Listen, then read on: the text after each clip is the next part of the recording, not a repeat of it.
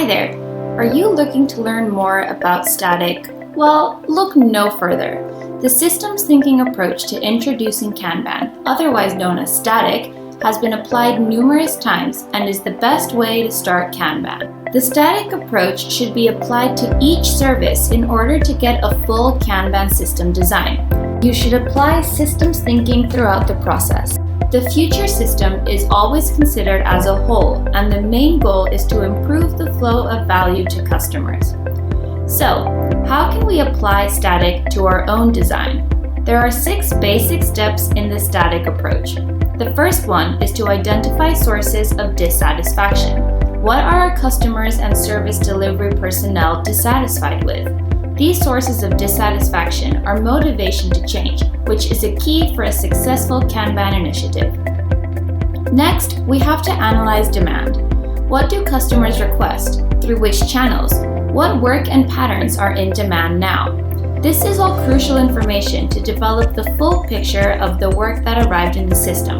Remember, manage the work, not the workers. Our third step is to analyze system capabilities. What are the capabilities of the system in regards to how much of the customer demands are being delivered? What type? How fast? How predictable? For this step, we'll typically require historical data. Step 4. Model the workflow. Which are the activities that each of the identified work items go through? Are they sequential, parallel, maybe they follow no particular order? These will be the basis for defining the columns of the Kanban board. We then have to identify classes of service. How do items enter the system and how do they get treated? And last but not least, the 6th and final step, design the Kanban system. Based on all the insights gained in the prior steps, the Kanban system is designed. A Kanban system naturally consists of a board and tickets, as well as other important elements such as metrics, cadences, and policies. STATIK workshops tend to iteratively explore the correct system design. STATIK is intended to function as a feedback loop that informs design and redesign activities.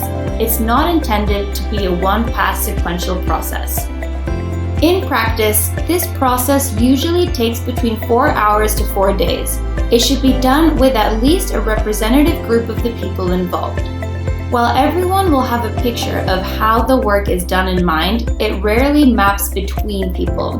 The STATIK approach will reconcile these views into a shared view.